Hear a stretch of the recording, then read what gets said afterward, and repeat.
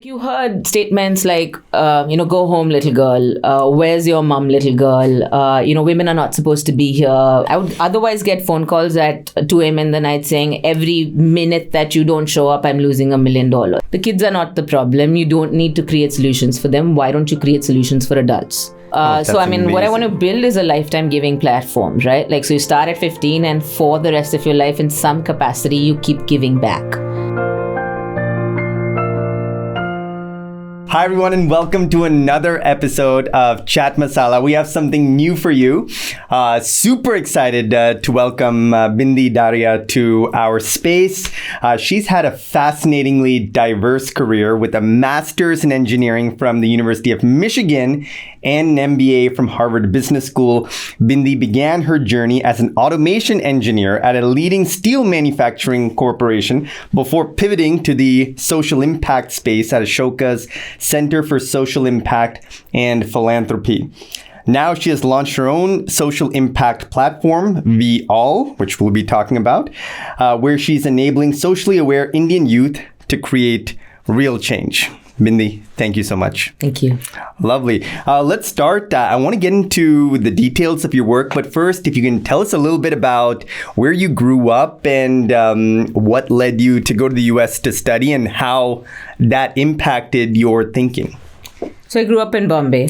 All the way I did my undergrad in Bombay as well, engineering. It's an engineering family. So my dad's an engineer and so a whole bunch. And it's normal when I grew up, you did math or science. And then you did, medical or engineering. Never heard that before in the Indian family. Okay. So I picked the natural one that I was inclined to and I picked engineering. 4 years in Bombay University, you realize you didn't learn as much. So you wanted to do more. I said, why not do a master's? Picked a whole bunch of schools out there. And Michigan was one that had the exact course that I wanted to do. So I wanted to do embedded controls. And so it was an interesting master's. Embedded controls. So you want to know how machines work. I was very fascinated by how machines work. And so not the inside of it, but how do you make the external computers of machines work? And kind of what we would call today machine learning. Machine learning, okay. That's what it is. So that's essentially what fascinated me. And that's why I said, why not go to the US? Plus, I had a lot of family there. I had a lot of family on the East Coast, so it made a lot of sense for me to go there. We'd had a couple of people migrate over the years, so both on my dad and my mom's side. And so it seemed like a no-brainer. That was the country to go. You get food, you get family, you can go back home during Christmas. So, yeah. Of course. And did you work somewhere before getting your MBA, or was it a straight shot? How do you think about your career after Michigan? So Michigan was my engineering master's. Got it. Okay. Was in my MBA. MBA was at Harvard. So I did work in between because after Michigan, I went to ArcelorMittal, which is a steel company. Oh, yes. I wanted to not be, as they call, code monkeys out there. And so I decided not to go to California and pick one of the run-of-the-mill jobs out there. And instead of that, I looked around for companies that had interesting things. And so ArcelorMittal was one of those that had these huge machines, and I just fell in love with the idea that I could work with a rolling mill and a blast furnace. And so. And where was this? This was in Indiana. This is the Midwest, right about 20 minutes south of Chicago. Got it. And so one of the most dangerous neighborhoods in the country, but also extremely fascinating if you're an engineer, because you had tech spanning from machines that you've probably never even seen. I coded in Fortran, which is a language that's extinct. And then I also did, at that point in time, VB script and JavaScript, which was the new age stuff where you had these really slim machines out there. So we did the gamut of it in the mill. Got it. Now, I'm just really curious because this is something that comes up a lot in American politics. Manufacturing moving to China, India, and the rest of the world. What was it like working at a steel mill in the Midwest? So, I would add a caveat to that. As a brown girl working in a steel mill in the Midwest, especially when Lakshmi Mittal had just taken over those mills out of bankruptcy. And his son had just gotten married, or his daughter had gotten married in a palace in France. So there was a lot of resentment because they were coming out of bankruptcy. An Indian man, it's not normal that a brown person had taken over. We can talk about I don't know if I'm allowed to talk about racism on camera, but it's there. No, there's a subtle bit that exists underlying over there. And so that little brown girl that was walking around was invariably taking their jobs. And so you saw that across. Plus it was a woman, a young woman who was, in her 20s. So it was interesting. Do you have some advice on how to build rapport with others who may not immediately appreciate who you are or where you come from? So I think you have to earn their respect. You have to match them step by step. I mean, it's not that you can't do everything. Honestly, they were 6 foot tall men. I think they'd worked for 30 years. I mean, some of their kids were older than me. And I got that over and over again where they said my tenure is longer than your age. I think it took time, it took patience, it took a lot of learning. So for me, it was more about asking questions. And they told me repeatedly, make sure you ask as many questions, no question is wrong. Because you could kill yourself or somebody else. It was an environment where you were working with molten metal. And you had to be careful. But for me, I thought it was a learning journey. So I respected the fact that they'd been there longer than me. I gave them that and I told them, you teach me to be your boss in that sense, because I don't know anything. It was my first job out of college. Wow. I didn't know any of this. I was not a chemical engineer. I was an electrical engineer who understood the systems. I understood the computers, but I didn't understand any of it, right? So my wiremen taught me how to actually crimp cables, and my mechanics taught me how to fix some of these machines. But it took about them, not threatening their space. And I think that works anywhere. I think I've seen that happen even when I worked later in life in schools. If you didn't threaten them and you became somebody that was providing them tools that helps them and not taking their jobs away, somewhere there's a respect you can earn. Plus, if you're okay with getting dirty. So in the reality in the mill was the test of the thing is, how they rag you in college. They send you to the dirtiest places. And if you survive and you don't cry, unfortunate reality of a space like that, you are okay. So I spent the first 3 months just making sure I went there. I just lived with it. I came back with black overalls, but I was okay with it. And then you're fine after that. Then you earn somewhere a respect that you will survive their environment. So you have to learn to be a part of it. If you start questioning or preaching to them, then that's the moment they will write you off. Obviously outside the mill, you have to match them beer to beer. I mean, that shouldn't be saying that to young kids out there, but the reality. I learned to it's as a much. Cultural immersion. It is a cultural thing. You got off work and you had to socialize and you had to learn to be there. Obviously, I would not drink as much as them because I, couldn't get home if I did that. Luckily, I was walking, but still. But it was one of those things. I think you learn to socially interact with them, learn to speak the language. I used to watch sports, so but I started watching football a lot more to assimilate out there. So you learn. Oh yeah. You learn the traits. I mean, it's a man's world over there, and you did. But I made my space. I did have a spectacular boss, a female who told me, don't get killed. Just make sure you don't open your mouth. I have a tendency to say what's in my head. So I say whatever comes in. And she said, watch your words. You don't want to mince them and you don't want to not say what's in your heart, but you want to be careful how and where you say what you want to say. Because at some point you'll get killed in the parking lot. I have an idea for you. I don't know if you recall a few years ago, the Academy Award winner for Best Documentary, The American Factory. It's about Chinese and Americans working together in a factory and the cultural clashes that transpire and how they overcome them. So I feel like you have an equally, if not more interesting story to tell the world. It was. I mean, I think you had the regular white American engineers out there. You had the shop floor guys who were predominantly either black or Hispanic. And you saw the disparities, you saw the differences because they came from different neighborhoods. And I think if you've read Michelle Obama's Becoming, actually. She actually talks about that neighborhood. Literally, where I was working is where they started their journey. And she talks about Englewood, where all my contractors were. So very similar environment, dangerous neighborhoods. You learn to live with them, you learn to assimilate. I started learning Spanish just because I would know what they were saying about me. So I would figure out some words to make sense so that I knew they weren't taking me for a ride. So that was, I think, but those are things that you need to like learn. If you're in an environment that's not your regular environment, you have to learn how, live like the Romans do. Makes sense. So it makes a I think lot of sense. this is something we encourage all our young people to do. Take those risks and be bold in interacting with people who are really different from you. And it is uncomfortable. I'm sure it was extremely uncomfortable for you at certain times, but I'm sure looking back, that experience has helped make you a better leader and a better person and able to interact seamlessly, more gracefully with people from all walks of life. Would you say that?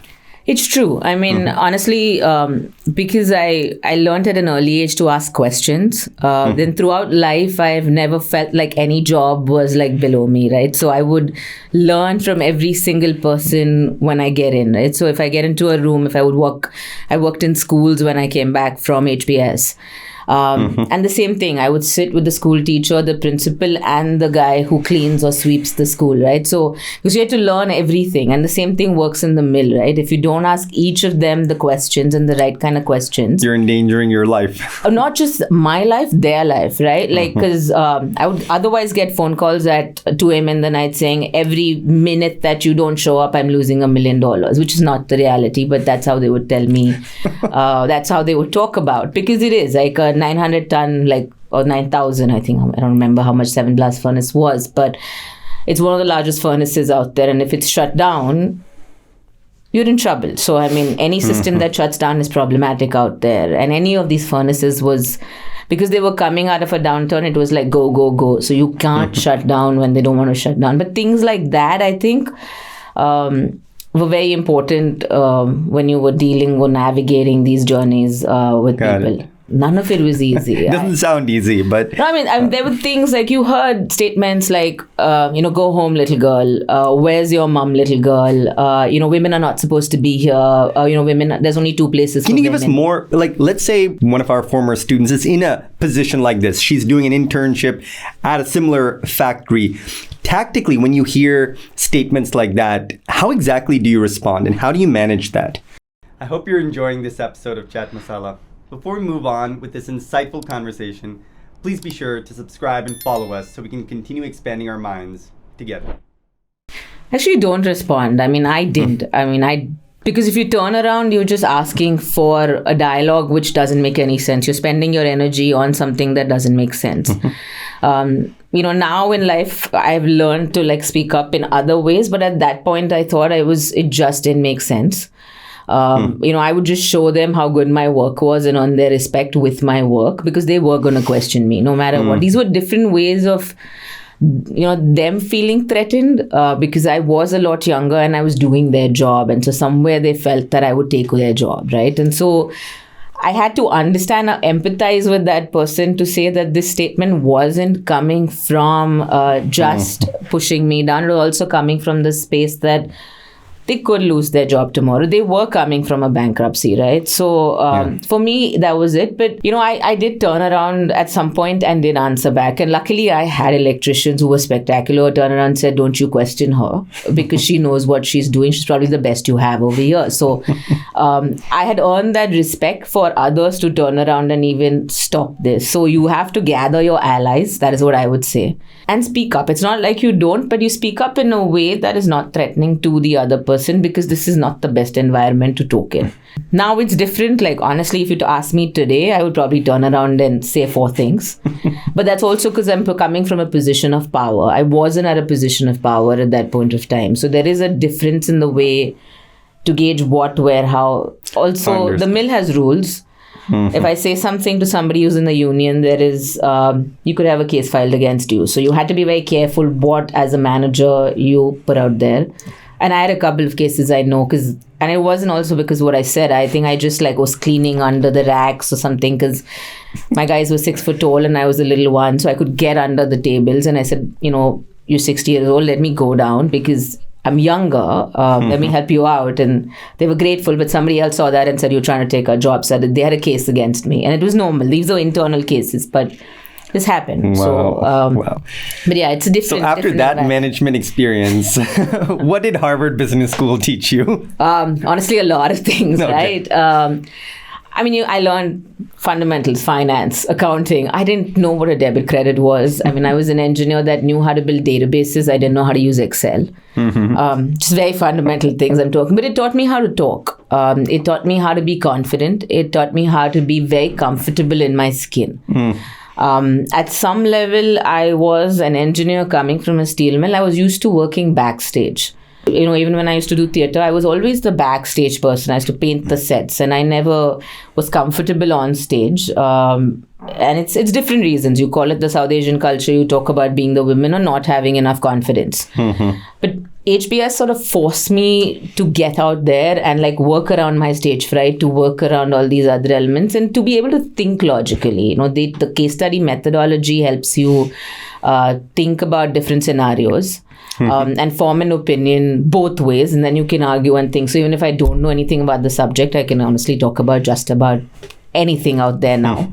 Would love to get into your current work. Now, how do you go from automotive and mechanical engineering and embedded systems to social impact and philanthropy? What led you to make that transition? So I think some of it is just part of me. I grew up in a Gandhian house. My grandparents were freedom fighters. And so for me, it was always part of our value system that you had to give back. We were raised with the idea, so on our birthday, we didn't celebrate our birthday. We got books, but we went to the orphanage and we gave out. The choice was given to us that you could pick a thing to give or share, not even give. I shouldn't say give, it was to share. So it's my birthday, I was celebrating this with a whole bunch of other friends, and I could give an apple or ice cream or a book. And that's the choice that I got. And that was throughout childhood, we had that choice. And so every time we got something, we were reminded that you're very privileged, shouldn't complain, you had to give back. And so that was ingrained in me since childhood. I remember when I was studying for engineering and we were complaining that the lights went out and we had to sit in the corridor because there were guests at home. And Dad said, let me take you down the street. And there were kids studying under the street light for IIT exams. And he said, well, he's not complaining and they're going to get into IIT, so you better just not say anything at all and make sure. So that's sort of what I grew up with. I did a lot of work in college through Road Tract. Even when at Michigan, I was doing stuff on the side. And even when I worked with ArcelorMittal, I worked with something called the Girls and Boys Club. So throughout, I was doing things on the side. I just didn't know I could make that a career. So when I landed up at HBS, that's when I realized social impact is actually a legitimate career. The HBS has the largest social enterprise club. There's lots of people that come from the space or at some point engage in the space, post-retirement or otherwise on board. So they're philanthropists.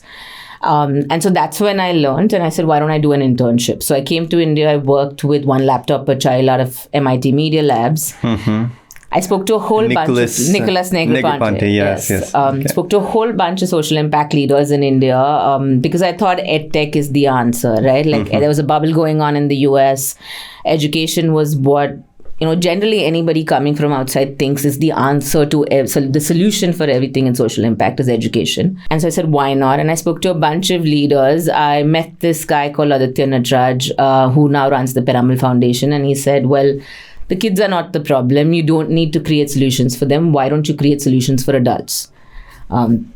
And somewhere I think I felt that made sense. Can you explain that? They run programs for schools, teachers and principals. So teacher training is the problem? No, actually by adults, what do you mean? It's school management. So it's like, how do you teach the principal to be a better CEO and hence make sure that his teachers go into schools and run like good managers and do the right kind of teaching. So you need to bring some of that MBA energy. And I think this is a point that not everyone appreciates, that in the social impact space, a lot of the same principles and practices from MBA programs and Fortune 500 companies are just as applicable and even more necessary. I mean, we talk about efficiencies and we talk about bringing in like processes in the nonprofit world. And that makes sense to some extent, but the problems that exist in social impact are manifold, right? So it's very easy when you talk about the for-profit world, you say, I need a bottom line, I need profit, I need X amount of money, this is my customer acquisition cost, or this is my ROI. And you got the numbers pat down. You can make a beautiful Excel sheet out there, right? It's not the same in the nonprofit world. You're talking of multiple factors that are constantly changing. A lot of it is out of control. Some principles do apply. Like you need to do, say, more marketing. No-brainer. We don't do that very well in the nonprofit world. We don't tell our stories very well. You need to bring in some amount of efficiencies. You need to take care of your people. Like you need to do capacity building, which in the for-profit world is very normal. We're still learning in the nonprofit world to take care of our people. So we take care of everybody in the world, but we don't take care of ourselves. So some of these principles do make sense and should be applied for profit. Where are they different? So I think so in the for-profit world, I always felt it was a lot more cutthroat, right? Like because you're just going after the bottom line, you will take whatever way it is to get there. Whereas in the non-profit world, you realize you're dealing with real lives. You're dealing with people. At the end of the day, a child in a school is a child in a school. I can't run experiments in a program and say, I'm going to try these things out and see how it goes. If I do that, I've lost 3 years of that child in a government school, right? So I have to be careful what I put out there. When I'm dealing with them, there's a dignity to that person that you're dealing with, right? Even when you're giving things, you should think about that other person. It's a human that you're giving to. It's not very nice. But during COVID, we saw people taking pictures with people that they were giving food bags to. Or, you were accounting for every single death out there. Now, you're just taking the dignity away from the receiver. And that's not something that in the nonprofit world, most people will avoid doing that, right? Like they'll try and give as much dignity to the person at the bottom and the rest. So there's a difference there because you're dealing with humans at the end of the day. And the human is the final recipient of whatever program that you're running. So you have to keep in mind that human. So that's different from the for-profit world substantially, right? You're not thinking of the human otherwise. Now, in that context, one thing I really want to understand, a lot of our students are talking about impact investing. We want to invest and we want to maximize not just financial returns, or in some cases, not financial returns at all, but social returns. Essentially, how do you maximize the good you do? What I would ask is, what do you care about? What is the cause that really gets you up? And so for a young person, do you care about climate? Do you care about LGBT rights? Do you care about diversity and inclusion? What is it that makes you feel that somewhere touches your heart? And then that's essentially what you should be picking, right? And then obviously find the right programs out there. Now, it's not that easy to find the right kind of programs because, like I said, we don't do the best job about telling our stories and putting ourselves out there. So you might know the top 10 NGOs in the country. Like everybody knows a Pratham, for instance. Everybody knows a Gunj. And then everybody knows Give India because Give India is all over. But then Give India has, say, 100,000 odd NGOs out there. Where you can pick from. So there are platforms that actually have a collection of NGOs that you can pick from. They're verified platforms, including the one that I'm creating. I hear you. Yeah. I think there are young people and older people as well, everyone from students to philanthropists who are very clear about what they care about. It may be climate change or education or health, but I do think there are a lot of people who want to do good. They may have a budget, they want to donate to charity, but they're a little agnostic about the specific issue. Is there any advice you can give them on, hey, if you want to do good in your community, this is how you think about evaluating different options? I mean, I think so it's difficult if you don't know what you want to give back to. Then it's generic stuff, right? Then you're picking whatever is in the latest fad, I would say. So right now, for instance, it's climate change. Everybody, I'm not saying it's not important, but then everybody is giving money to climate change right now. A couple of months ago, obviously, it was disaster because we were all giving money to COVID. Before that, everybody was giving to education. And these are the general areas that everybody gives money to. Education, health care are your normal ones. So if you don't know where to give, those are the default options to give to. The other option around you is to see what's existing in your immediate community, right? Like it's very easy to figure out, hey, I live in Gurgaon. What is the biggest problem in Gurgaon over here? It's pollution, right? We don't have enough green spaces. Now, who's working in green space area over here or who's doing sustainability work? Can I find an NGO out there? Yeah, that's a much better way of thinking about it. And so if you just look around you, I live in Haryana. Women's safety is a huge problem. Are there programs working on gender or are there programs working on women's safety? Now, the thing is finding these programs. That's the difficult one. Now that most platforms don't have that repository. We're trying to create that now in VAll, and how you can get localized information on NGOs around you. Wonderful. But it's a difficult one. I think India is trying to build a repository as well. But why do you think that hasn't happened yet? Like just a centralized database of NGOs and nonprofits, searchable by issue and location. What's the challenge? Okay. So I think the largest challenge is there is no central repository of information. If you talk about so there is some amount of these NGOs in the government database, which is what they call the Darpan database. Yeah. So if the government is giving you money, you sort of register in that database. Then there is some amount of NGOs in the FCRA database, and then there's some amount of NGOs in the tax filing database, right? So if you combine all of this, so with center that I worked in at Ashoka did this study and tried to get the numbers, and each one had a different set of number of NGOs in the country. There's this random number of 3.2 million that floats around about NGOs, but if you think about it, the Cricket Club of India is an NGO. Your RWA in the society that you live is an NGO. Harvard Business School is an NGO. I guess so, yeah. It is actually the largest non-profit in the world. I mean, the richest, I would imagine. I don't know about that, but it is one of the largest non-profits out there. If you think about it, it's just very difficult the way NGOs are classified in India. And so unless you remove all this other stuff, it's difficult to build this central repository. And anybody out there, I know I've been talking to school kids out there, and they just wake up one fine day and say, hey, I want to build my portfolio. Let me register an NGO. I'm sure you're doing great work, but what happens when you go away to the US or the UK and do your degree? There's an NGO sitting right there. It's defunct, right? At some level, your parents are not going to take care of it. You've done your bit. You've built your social impact portfolio, whatever you call it. You've left there, written a beautiful essay. But that's that, right? I'm not sure if you advise your kids to do that. So maybe I'm just sort of saying all the wrong things out there. They hand it down to another kid who's younger. At least they should. That would be a good thing. And some of them do. I know a bunch of kids in Heritage who are working with other kids from, I think, Sri Ram. And they did that in Gurgaon, where one kid's in UK, the second one's doing it. They've built a chain of command and they're handing it over. But not all of them do that. But this is one example. There's businessmen out there who are funneling money through NGOs. They're creating their own entities. There's other people who do that. So there's just so many of them out there. There have been multiple efforts to build a repository. So Give India is one. They actually acquired another company or organization called Sathire a couple of years ago too, who was trying to build this repository. So they were scraping websites.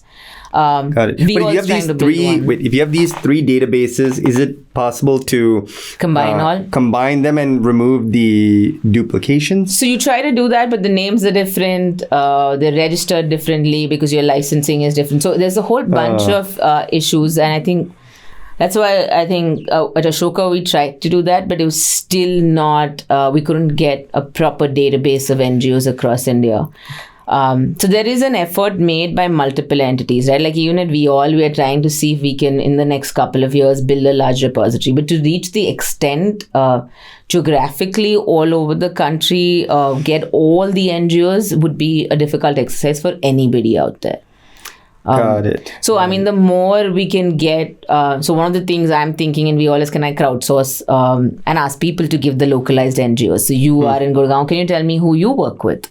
Can we start bringing them on the platform? And then if that makes sense, maybe we can build a repository of NGOs that finally, because you also have to verify them, right? There's each of these organizations say, I'm sitting out of Delhi, Gurgaon, I'm registered in Bombay. I can't go to the remotest town out there and verify if this is an entity that is real, doing legit work.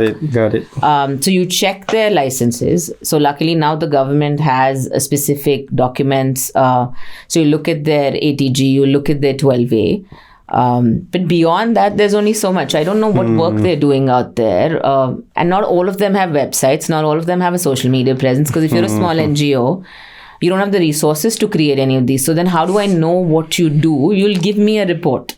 So there's lots of these gaps that exist for entities to create a platform. So related question is, now imagine I'm a young person or, I'm an older person. I want to volunteer on the weekends. I want to give back. to a particular cause, how can I determine which NGO in a particular space, let's say it's climate change or air pollution, is there some way I can get a sense of the credibility of each organization, given the challenge that you posed? Not at this point of time, which is one of my motivations for creating what I'm creating, because there isn't something that's localized, there isn't something that is credible. So if I want to look so if you want to volunteer, you want something in your 10-kilometer radius, right? Especially if you're a younger person. Yeah. Your mom's going to allow you to take an auto or maximum go with your driver down the street, but you're not going to go beyond a certain distance. And so to build this localized platform, I mean, that's one of the reasons for building VAll for me is, can I build something localized? Can I actually build something where people can do things on their time? So can we build the gig volunteering platform where not only can I go there and volunteer on a Saturday, but can I sit at home and just build their website? Can I do their Canva design? Can I do their social media posts? So help them with their tax filings. Maybe. I don't think kids are equipped to do the tax filing, but maybe an older person with a CA. For sure. I mean, or help them build their strategy if I'm a consultant or somebody has those skill sets. So there's a thought behind what I want to build, but that's amazing. Another 6 months and you will see it out there. So that's your vision, like basically a gig economy for volunteers. So I have this particular skill set. I can find NGOs in my area, or if it's remote, outside my area, and perform that specific task. That's the idea. So, I mean, what I want to build is a lifetime giving platform, right? Like, so you start at 15 and for the rest of your life, in some capacity, you keep giving back. Right now, the way it works is a 15-year-old will volunteer or do something because they're trying to build their college portfolio. Then through your working life, you'll either do some amount of employee giving or you'll do intermittent giving because there's disaster that hits you. And then right at the end, right now there are initiatives like the social, like Living My Promise that I'm a part of, for instance, or SVP, which is another one where people volunteer to help organizations plus give money. But there aren't that many initiatives that hit, say, senior citizens. So there's a way that we need to build a continuum where people keep giving, because otherwise you're leaving a lot of resources on the table. You're leaving a lot of money on the table. You're leaving a lot of talent on the table. Like these people have time and talent, which you can maximize somewhere and convert that into good resources for the social impact space. So that's the overall vision. Now I just have to fundraise and build a larger platform out there. So, do you see a world in which corporations have to do CSR? Perhaps through your platform, they can say, okay, well, maybe instead of CSR, we're going to spend these hours, which equate to be the same, but we can perform services for NGOs to really help move the needle. So, I mean, that would be wonderful if I could get corporates to do that, right? Like, because right now the way it works is CSR, obviously you give 2% of your money. And some of it is not necessarily given the right way, right? The same logic that applies to an individual where you don't know where to give or what to give to. In a company, you essentially get your marketing person or your HR person to handle your CSR. And then, this is a secondary job. It's not their primary gig. You try to build this portfolio approach where you give a whole bunch of organizations money. Small amounts of money. You'll do it to get some goodwill in your community, but you don't necessarily know you don't ask the right questions, right? You don't ask what the need is. You're invariably saying, let's paint the school walls or let's build some benches. So it's an urban viewpoint of what potentially is required in that demographic.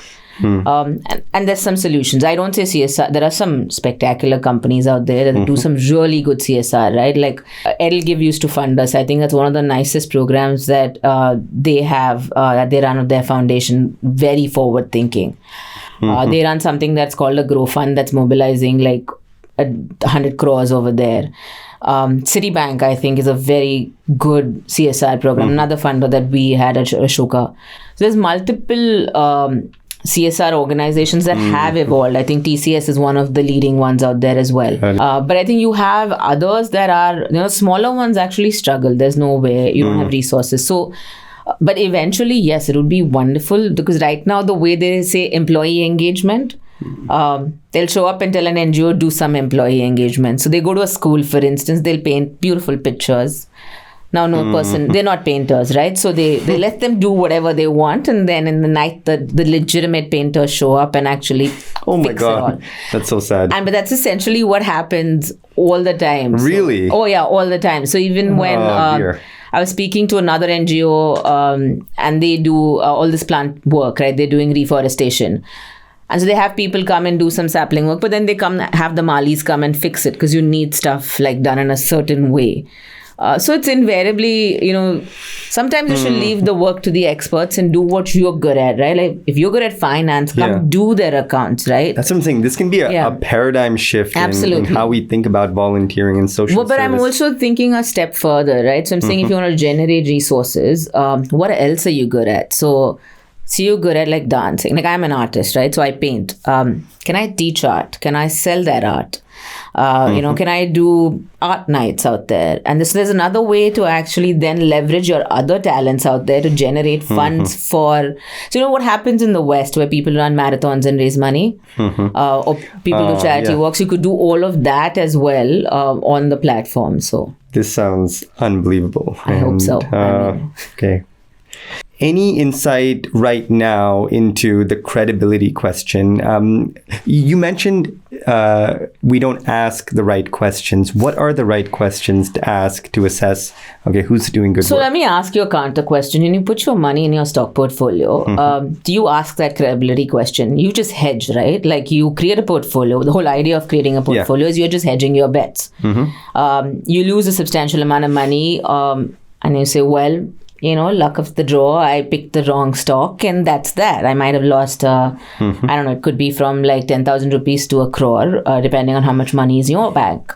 So the same logic applies somewhere over here. I'm not saying but you might get a couple of bad eggs, but the rest of them are doing good work, right? So in good faith, if you give money, invariably they're doing good work. If you get into the semantics of like the nitty-gritties of tell me exactly what you're doing, is all my money going to the ground? Those are not the right questions to ask. I'll tell you why. All your money can't go to the ground. How is the organization going to run?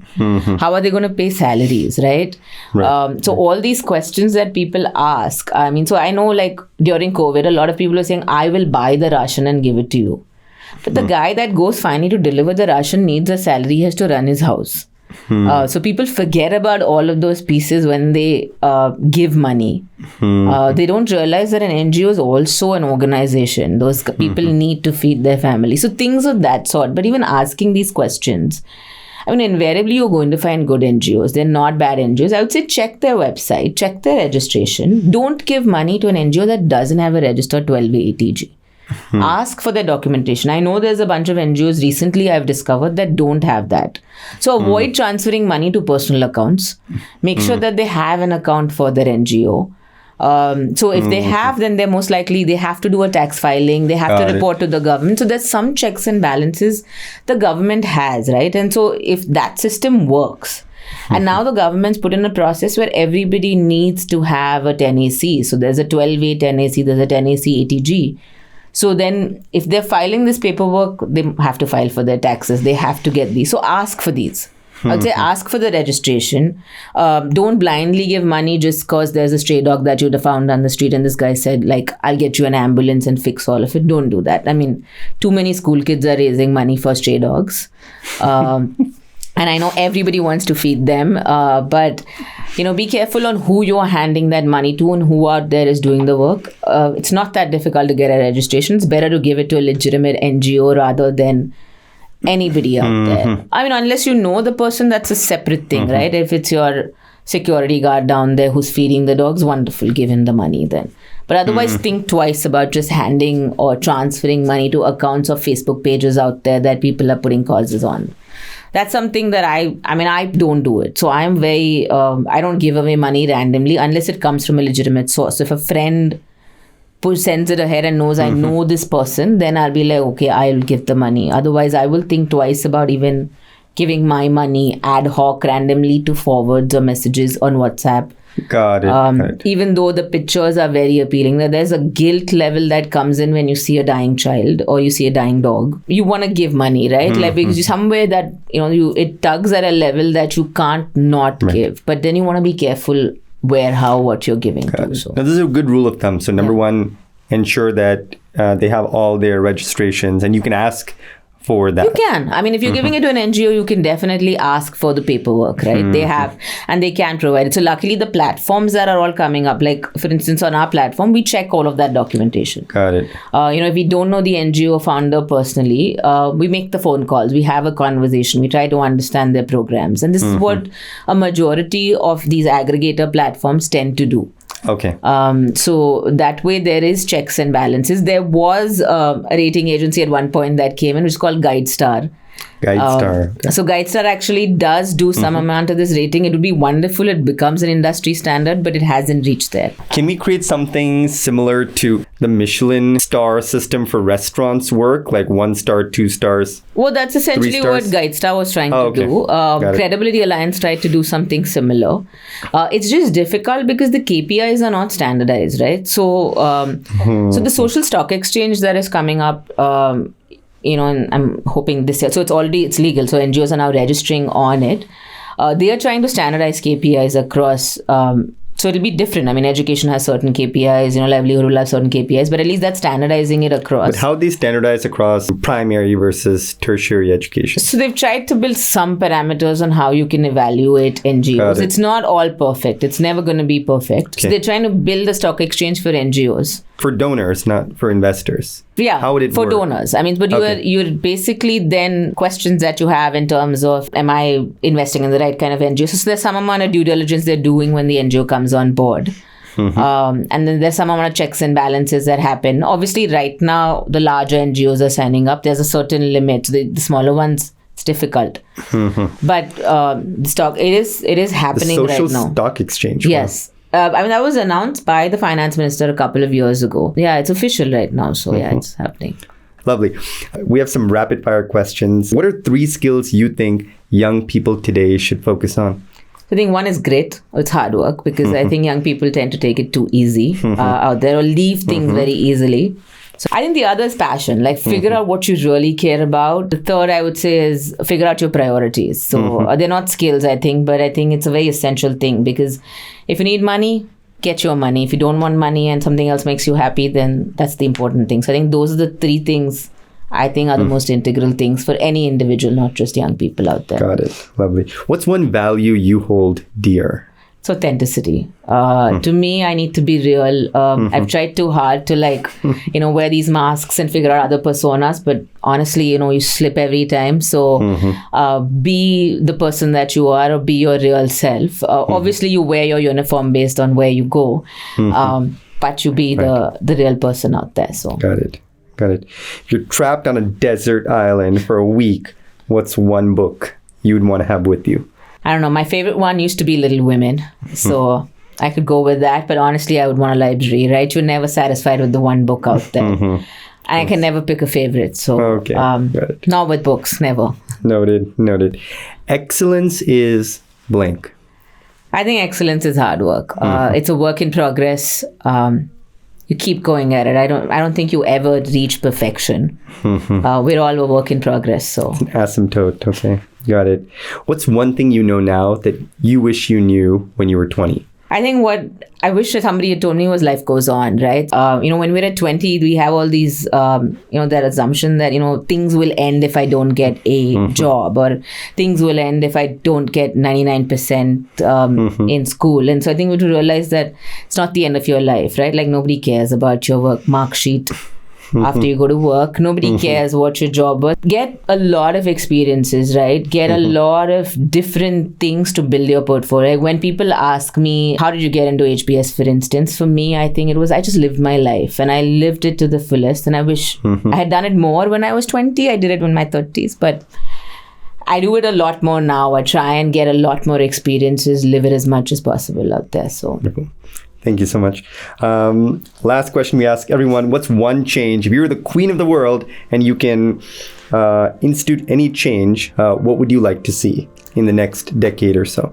I think a lot more empathy. We tend to, we've become even more siloed now than we were before. And I think it's technology, it's everything else that's sort of making us live in our bubbles. We've stopped caring about the world, right? So So, we're building this virtual world out there, and we're talking of like Web3, and we're talking of all these other things where we're buying NFTs, but you've forgotten that there's a real world that you live in. And so like just more empathy, more looking at the community around you, and trying to understand the problems out there. So if you can do your little bit, I think there's a lot that happens, right? Small acts for a large social impact. All of us do our little bit.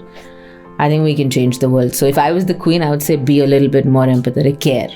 Care about yourself, care about the world, care about the environment, because it won't exist if you destroy all of it together, right? So got it. Bindi, your work is so inspiring to all of us. Thank you so much for taking the time. Thank you for having me. I think this is wonderful. So likewise.